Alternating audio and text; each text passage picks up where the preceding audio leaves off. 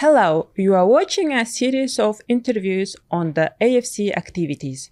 Today, we are having a special guest, Mr. Akber Khan. Mr. Khan is an acting CEO of Rayan Investment. Welcome to our studio. Thank you. It's great to be here. We are happy to welcome you here. It's always a pleasure to be back in Astana. First of all, we are interested in the award-winning funds, Rayan GCC Fund and the Rayan Qatar ETF, which are managed by the ARI. And what do you think sets these funds apart from others in the market?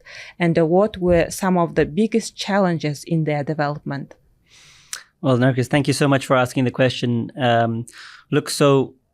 me just for the viewers explain what they are. So Al Rayan GCC Fund, obviously from Al Rayan Investment, invests in the GCC, so the Gulf Cooperation Council. That is 6 countries in the Gulf, so Qatar, Bahrain, UAE, Saudi Arabia, Kuwait, and Oman. That's the GCC. So the fund was established in 2010, so it now has a track record of more than 14 years. And it's an interesting fund because it is an absolute return fund, which it's a multi-asset fund. So it can invest both in public equities, in Sukuk, and in cash.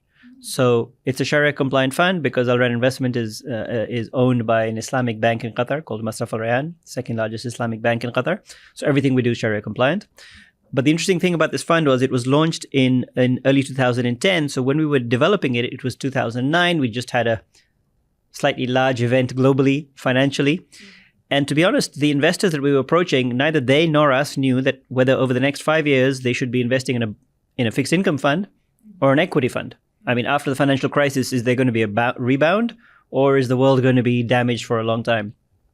So this was the first fund that we launched as Al Rayan Investment, the asset management business. Effectively, it was the product that opened our doors for business, the first product for our clients.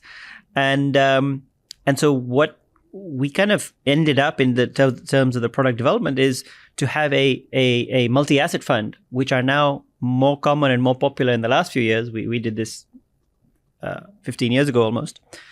And the fund can decide, the fund managers have the discretion to decide what proportion of the fund is in equities or fixed income or cash. It can be 100% of any of them. There's no maximum or minimum for any asset class. So that was pretty interesting, and it's an absolute return fund, so it's not benchmarked to anything. And so AIF, at the time that we launched it in Qatar, which is where it's domiciled with the Qatar Central Bank, and the founder is Masraf Al Rayan, our parent, we're the fund manager. It was the first fund in our market which gave investors access to the GCC region. Over the next few years and across the region as well, there's now many more GCC funds. It's one of the largest, it goes up and down, but if not the largest GCC fund, Sharia compliant GCC fund. Most of its life, it's been largely almost 80-90% plus an equity fund. However, in 2015, 16, 17, when oil prices fell to $30, $40, and the GCC economies were in difficult places, the equity allocation dropped, and it was much more equity, fixed income and cash to protect and enhance investor capital. So it's been a very interesting fund to manage, but it's been an also very rewarding fund for investors. It pays a dividend twice a year. You know, the annualized average annualized return since inception is almost 9% net of fees. So despite economic cycles, oil price cycles, geopolitical and regional instability in the GCC, all manner of things happening. There's a lot of growth to access in the region, and this fund does a great job of accessing it, and we're very proud. We're very proud of the product. It's the largest, it's one of the largest mutual funds in Qatar. But the larger mutual fund in Qatar is the Al Rayan Qatar ETF, which you mentioned. That is an ETF which was really it was our first ETF. We were otherwise an active asset manager with active asset management products. This was our first foray, if you like, into the passive world, into an ETF. And this ETF tracks an index of Sharia compliant Qatari equities, and it's one of the largest Sharia compliant equity ETFs in the world, actually. and one of the cheapest for emerging markets. So that when you're investing in an ETF, fees are of great importance to investors. And the expense ratio of this ETF is 50 basis points, 0.5%, which is much higher than it would be in a developed market, but much lower than many much larger ETFs, even in emerging markets. The cost of doing business in emerging markets is a little bit higher. So we're very proud of this ETF as well, because it put us and Qatar on the map. It's the largest ETF in the GCC, regardless of Sharia compliant or not, but one of the largest Sharia compliant ETFs in the world, equity ETFs in the world. So it looks like, despite being started without knowing what is ahead of the funds, one thing is certain, that they are now successful products. Well, luckily, yes. And the ETF was launched in the second quarter of 2018. So it's a bit younger than our GCC fund, but it had very, very good investor reception by the investors. And a lot of when we launched the GCC fund, and this is some of the conversations that have been happening around AFD as well, is about the importance of investor education. When we launched the GCC fund, there was a lot of need to educate the investors as to what the investment case is for the GCC. Why should you invest in the GCC? It wasn't seen as a established geography or asset class. And that's been an ongoing process. Similarly, for the ETF, in the Gulf, at that time, there was examples of bad ETFs which had failed or been delisted. There wasn't really a successful ETF. So again, it required a lot of education. So across the asset management world globally, it's not about Qatar or Kazakhstan. To have success, you clearly need to educate the people who are potential customers. So how would you assess educational level of investors now comparing to the 2018? When it was quite poor, maybe, yeah? It was zero. I mean, it was very poor because there was no awareness at all. It's certainly a lot better now. It's not, it's still, I wouldn't say it's mainstream. There's only 2 ETFs in Qatar. The third one is on its way by another asset manager. So it's certainly better than it was. And the education is not just for the investors. The education was also for the ecosystem, for the service providers. Even though we had global companies who were the service providers, the custodians, the administrator, the external auditor, et cetera, for the fund, for the ETF. And globally, they do service ETFs. Their regional offices had never serviced an ETF before. So there was an education process even for that. The biggest education process was for the regulators. When we started our ETF, there was no rules. The regulator didn't recognize what an ETF was. So the first part of the process was to help with, and this is what we love doing, is to actually help develop the plumbing, the infrastructure of the market. So you're building infrastructure which then other people can piggyback and use afterwards. So we helped effectively the rule book, and I think looking at where the rest of the Gulf is, we actually think that the ETF rule book in Qatar is probably the most sophisticated of any of the markets in the region, because there are ETFs in other parts of the Gulf now, but we think that the regulatory environment within which they operate is not as easy as the one ours is. And I think partly the reason is, this is sort of praising ourselves a little bit, is because so much, and praising the regulators to be honest, is because so much of the regulations were written in consultation with the industry, in consultation with the service providers, in consultation with all the stakeholders. So we ended up with a really strong document. Actually, praising is fine when it's deserved. So yeah. Thank you. Yeah, and also it looks like all parties should be educating themselves constantly in order to be successful. That's right. Yeah. That's right. So thank you very much for detailed explanation. Sure. And our next question is, what key trends do you see shaping the future of Islamic finance globally? And how can institutions like AIFC stay ahead of these developments to enhance their competitive edge? Great question. So one of the things about Islamic finance, whether we're talking about banking, insurance, asset management, any aspect of it, is it's in tremendous undersupply globally. Some parts of the world it's more undersupply than others, but everywhere is undersupply. And just to to give a big macro data point, to just put some numbers on it, a quarter of the world's 8 billion population is Muslim. Yeah. A lot of global studies over the last several years estimate that the total contribution of Islamic finance to total finance markets, and this is in a big aggregate way, it's not just talking about funds or asset management, it's talking about all financial services products, is 2 to 3%. So clearly, there is a huge undersupply. It's not going to become 25% because the average income, let's say, or the average wealth of maybe those 25% is not the same as the rest. But even if that 2 or 3% was to become 10, that doesn't seem stretched in the context of 25% of the population. But that means that we have to triple or quadruple from where we are today globally. So this is why Islamic sort of finance, all aspects of it, is so exciting, whether you're a bank or an asset manager or an insurance company. The AIFC is in a fantastic position because the AIFC has, particularly from an Islamic asset manager or Islamic financial service provider's perspective, is in a region where the undersupply relative to potential demand of Islamic products is very, very high. The undersupply is very high, which means that if you are providing these products, there's a great opportunity, not just in Kazakhstan or in the AFC, but in the broader region. And if somebody wants to access the broader region, if you are an international player, then there's really only one place to come and do it from, which is the AIFC and AFSA, because of the great work that you guys have done, and actually in a remarkably short time. Often there is a benefit from coming to the party later because you get to learn what other people have done right and done wrong, and you can then accelerate your own development. And I think that's a lot of what's happened here in Astana.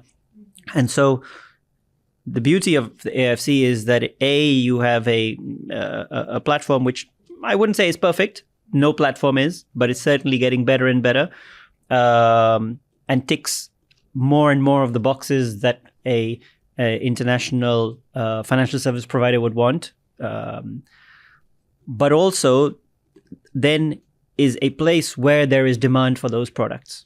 So that's why I think it's great. And so, look, talking about it specifically, I think because the traditional incumbents, which is basically in most cases banks and insurance companies, Kazakhstan is not alone where the traditional incumbents are not sort of pushing the way or leading the way or not in an urgency to access this market. Why? Because they make more than enough return and sufficiently fat margins from their traditional conventional business. So if a Sharia sensitive customer is looking for these products and services from their bank who they get all of their other products from, they probably aren't going to be getting all of what they want. So what they will probably end up getting serviced by is some sort of a technology provider, i.e. a fintech. So a technology platform which sells them Islamic financial products, banking, insurance, asset management, whatever that may be. So for AIFC, the thing to capitalize on is not to say, how can we have 10 Islamic banks set up here, which I hope they do, but it's how is it that we can position ourselves as the place for fintechs, be they Islamic or non-Islamic, to come and base themselves here, because there's going to be room for fintechs to do conventional finance. Clearly, globally, that's the way. But in a market where there's a demand for Islamic finance and the traditional banks don't have the same urgency as the customer does, then the simplest and quickest and most nimble way to access those customers is through a technology platform. So that really would be a great way for the AIFC to capitalize on that. And the advantage of that is that if you can develop a technology platform to access customers in, say, Kazakhstan, there's absolutely no reason why that platform cannot access customers in the broader region. Because you don't need to go and build physical infrastructure. You need regulatory approvals, but that is a much easier process than to have to go and build branches all across the region. So that's, I think, would be a key shortcut in trying to attracting that market. And the other thing that I would say is that given that the government has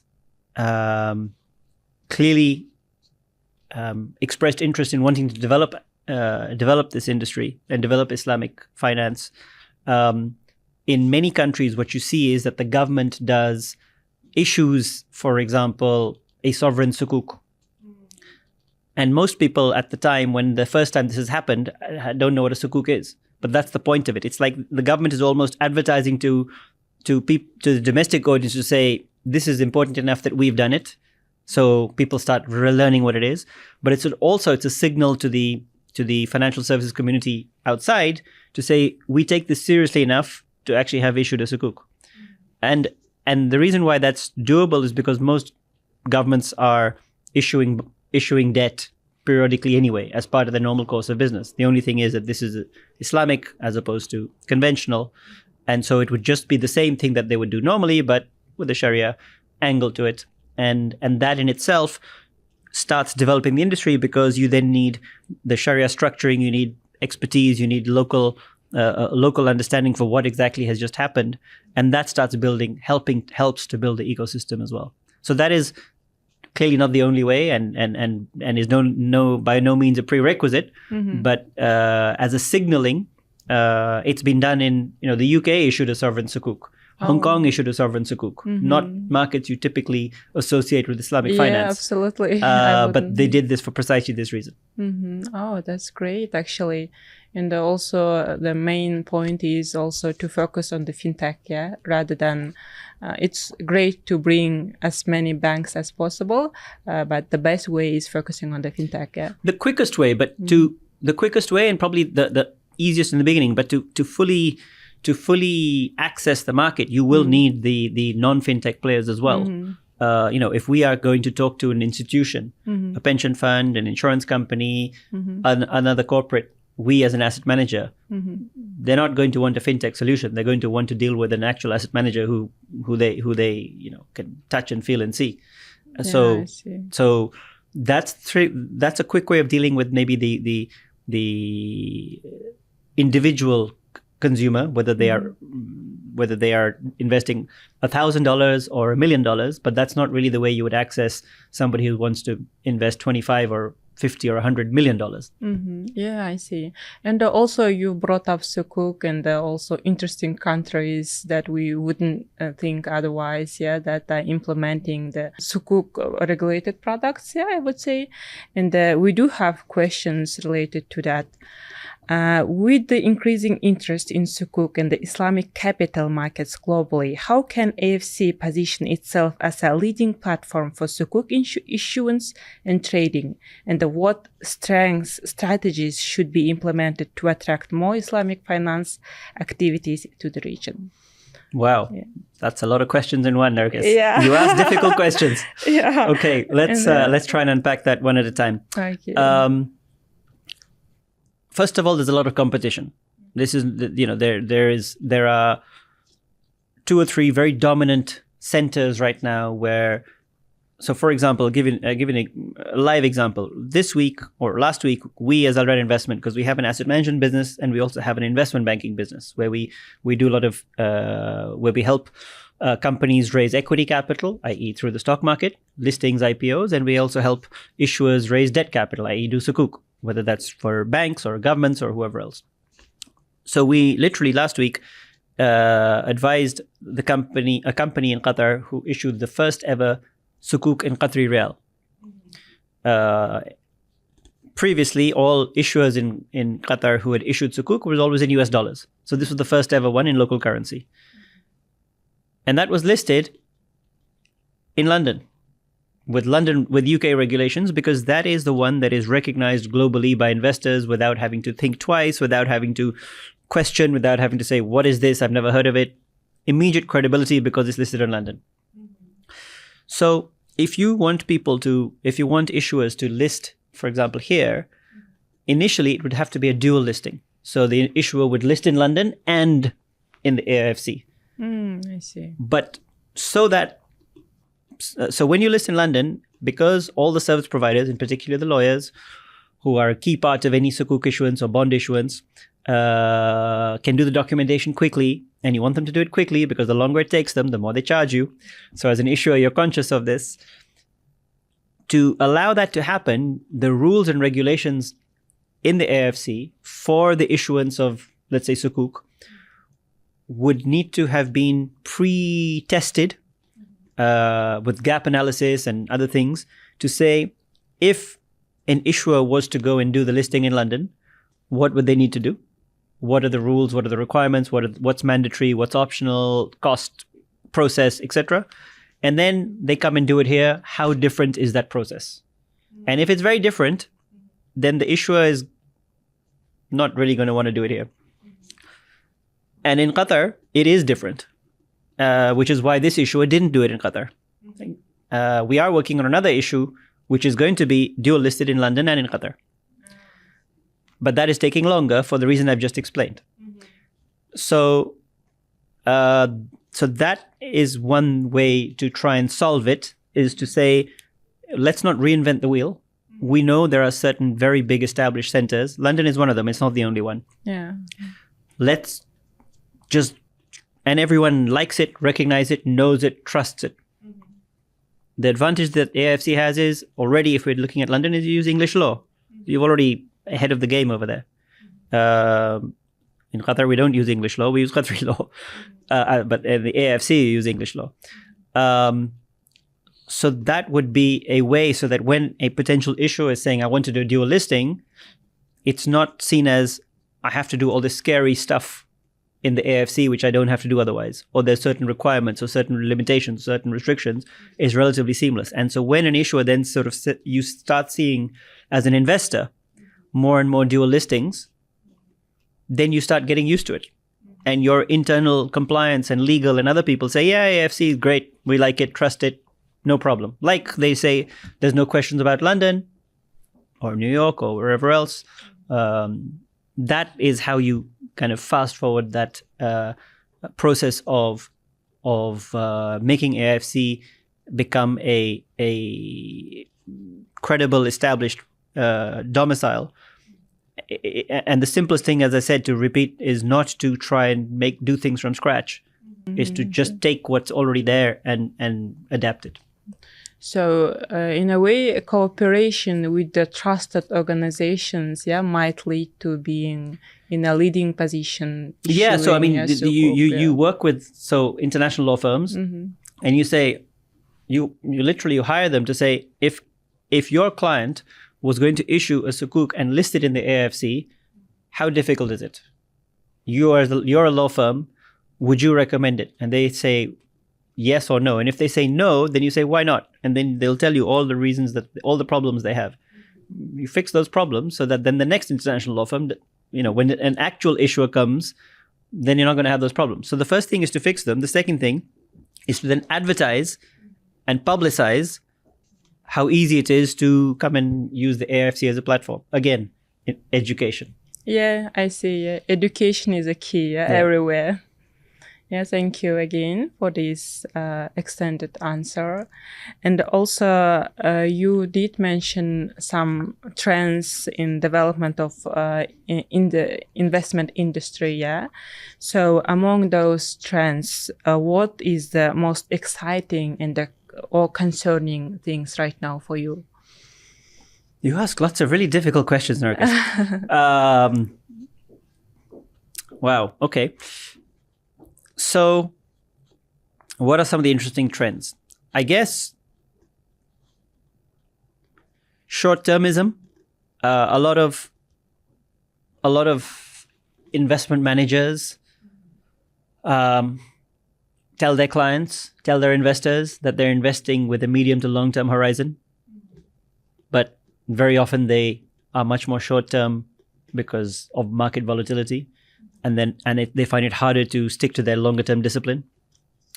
I would say investment shortcuts, where as an investment manager, you see a lot of excitement about a particular asset class or a particular security, even if it's within your area.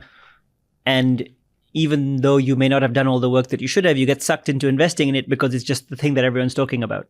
And that's often how bubbles form, and you end up buying something and it's not, didn't perform as well as you did because you took a shortcut by not going through your rigorous investment process, for example, because you feel you didn't have time and you panicked into buying, you don't want to miss out. And similarly to that, I would say is what's sometimes described as tourist investors. So, it doesn't apply to us because we don't have that flexibility, frankly. But, if let's say you're a global macro investor or a hedge fund who has flexibility, and typically you focused on a certain geography and a certain asset. Let's say typically you've invested in European equities, as an example, public equities. But suddenly there's a whole lot of excitement as to what's happening in the latest IPO on the AIFC or in the Gulf or in Malaysia or wherever else. And there's a lot of hype around it, and you start investing. That is what would be described as a tourist investor, that you're not really dedicated to know exactly what that is. You're just there for the ride. You're there just for the holiday. Hopefully you'll make a little bit of money. And that's kind of you didn't do enough work. Sometimes those investments work, sometimes they don't. So not all of these trends are new. Some of these have been going on for a while, but I think these are some of the practices which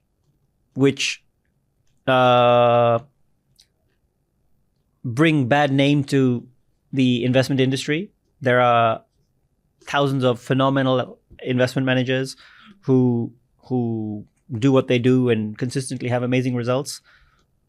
But given the extreme competition, it's often for returns and the pressure from investors and the pressure when you're telling people on a daily, weekly, monthly basis what the returns are, and the investors say they are long-term, but they ask you why you've had a bad week or a bad month. So that short-termism is on both sides. So the asset managers or investment managers are reacting to what the investors are doing, what their clients are doing. So I think that has led to some practices which, in a global context, could be better. In terms of opportunities, the democratization of investments. So ETFs are an example where I can access an asset class with very little money. So you and I can access it, and so can a pension fund. You and I are investing $1,000 and the pension fund is investing $1 billion.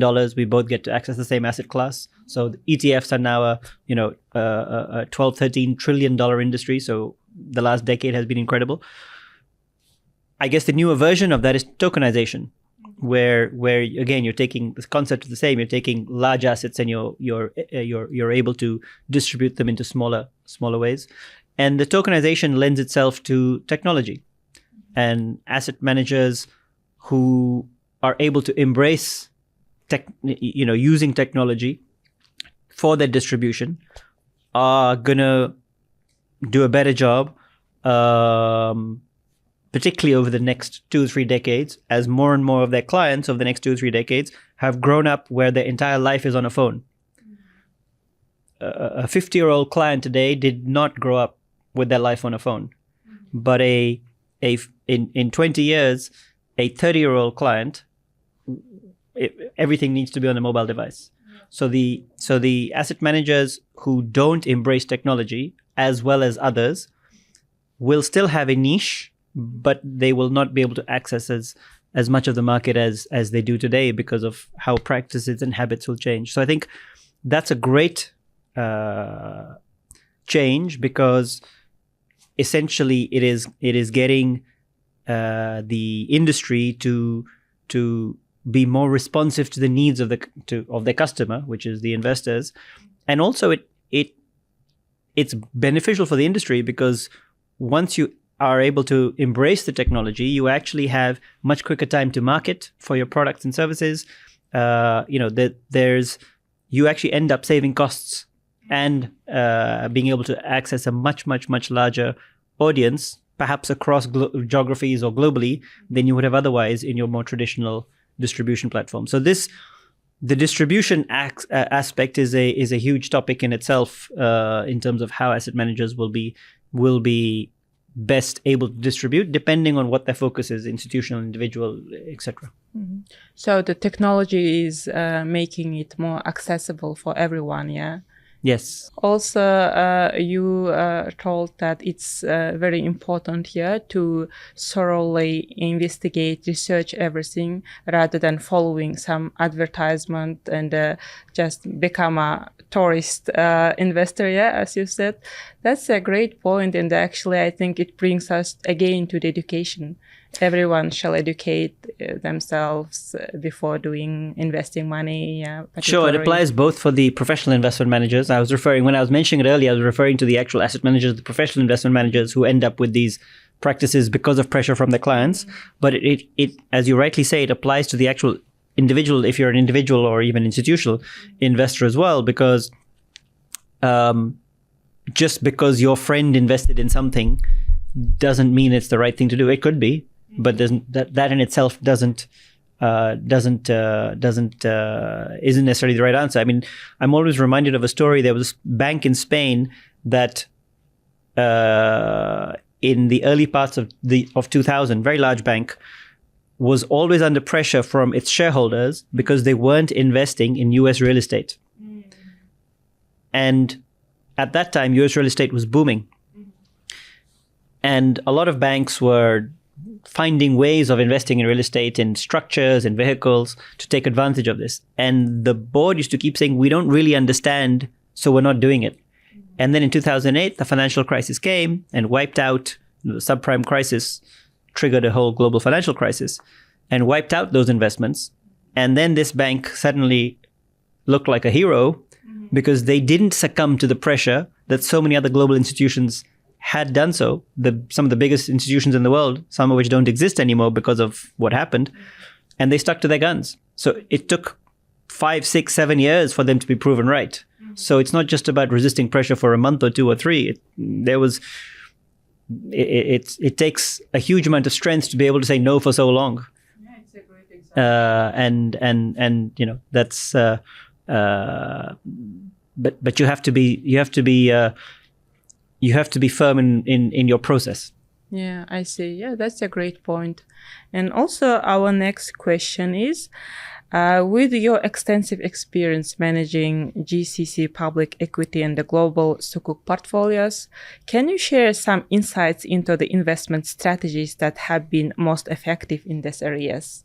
I think you partly covered, answer for this question, maybe some specific strategies if you could mention. So you mentioned the GCC, and you know that's it's very interesting, and it's not the GCC alone that it has these characteristics. It's a lot of frontier or emerging markets, where one of the ways of differentiating, in my view, between a developed or advanced capital market and an emerging one is the quantity of information that is disclosed. So in the US, in Europe, in the earlier part of my career when I was involved in European equities, people used to be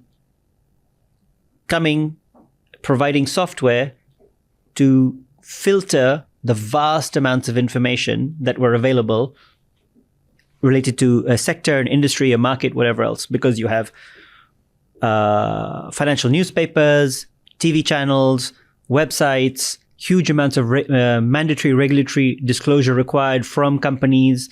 So the amount of information, you're drowning in information. So there is an industry to help investment managers filter it to focus on what's important. On the other extreme, you have in the frontier or emerging market, an absence of information. I mean, it's not just the companies, also in developed markets, you have a huge amount of government data that's published on a daily basis.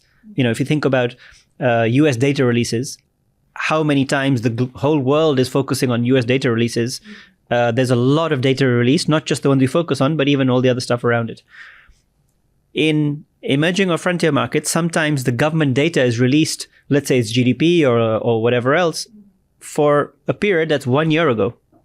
So if you're waiting for that information, you're not really going to be able to make proper investment decisions. So you need to know what's happening on the ground. But the amount of information, whether we're talking about Kazakhstan or Central Asia or Southeast Asia or parts of Africa or or Latin America, i.e., where you have more emerging markets, or is far less. And so the investor that does best is the one who's able to have the least incomplete information. Let me say that again. So in the developed markets, you have almost complete information. You have too much. In a typical frontier market, you have incomplete information. So the person who has the least amount of incomplete information, i.e., who has the most information, it will still be incomplete, will be winning. In a world where everyone is blind, somebody with one eye is going to be winning. So in a way, this is probably the easier way of saying it.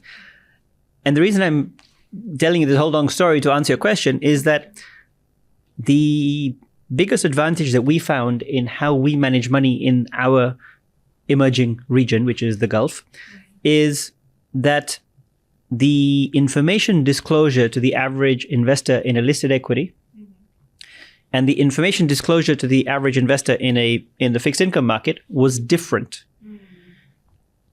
And all of them was less than what would be done elsewhere.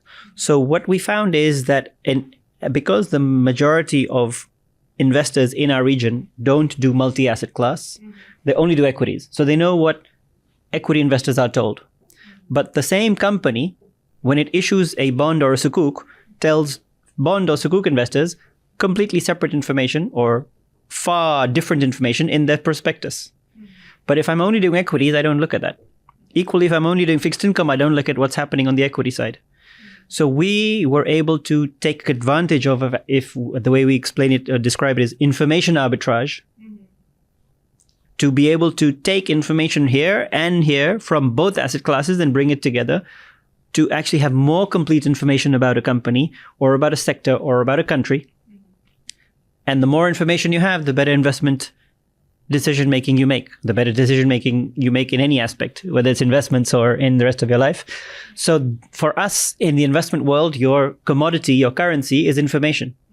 And essentially using this multi-asset approach, we're able to harvest more information and sew it together to build a more detailed narrative or what's happening at a company level, or industry level, or an economic level.